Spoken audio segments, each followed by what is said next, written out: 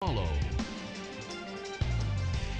Thanks for joining us, everyone. We are hearing tonight from even more witnesses to that deadly police shooting today.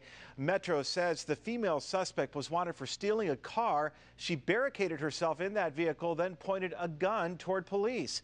5 officers fired, killing the woman, but witnesses say the use of force was not justified.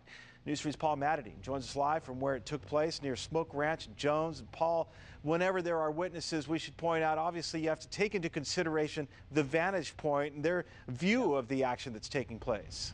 Absolutely, Gerard. In this particular incident, there are 2 things to consider. First of all, we've got to talk about the time of morning where this happened. It was dark just like this, and it actually happened right around here, according to witnesses. So it was very hard to see because it was very dark, but also the witnesses that we spoke to actually saw this entire incident occur from across the street on a 2nd-story balcony. So the big question tonight is, did they have enough of a view to accurately make the claims? Well, you're saying this happened right here where we stand? Right. The vehicle was about right here. Right. And there was probably 4 cop cars, a K-9 unit. To get a better understanding of what happened early Saturday morning, we asked Barry Sandroff to go over every detail of what he saw when police encountered this alleged car thief who wouldn't give up.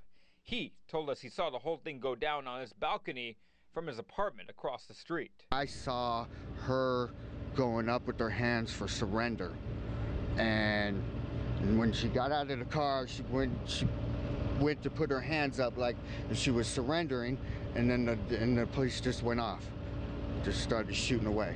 Did they yell, "Drop your weapon"? No, there was no put down the weapon, put down the weapon.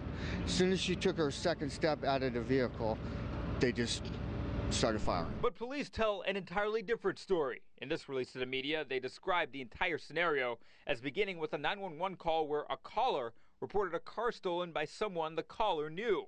Police say when they encountered the alleged thief, she barricaded herself in the car and would not obey commands to come out. Police responding by calling in SWAT and crisis negotiators to try to defuse the situation, but it was only after she pointed a gun at officers that 5 of them fired, killing her. Another woman spoke to News 3 even earlier in the day. She said the woman never reached for a weapon. You could see that her hands were still on her head as she was exiting out of the car. And you say she didn't have a gun in her hand? No, there was nothing that I saw in her hand at all. Sandroff said what was the most shocking to him was how police officers responded just seconds after the shooting. I seen several officers laughing, kind of high-fiving like a home run, hitting a home run, and they're outside the dugout congratulating everybody. And here's a dead woman in the middle, a woman dying, and their CPR, and officers are laughing.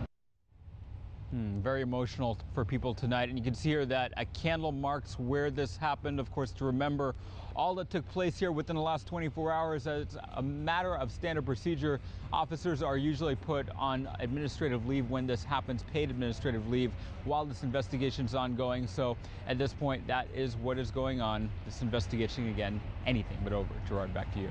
All right, Paul, thanks for that update. And within the next 48 hours, we should learn the identities of the officers involved in this shooting. The coroner's office, of course, will eventually release the suspect's identity.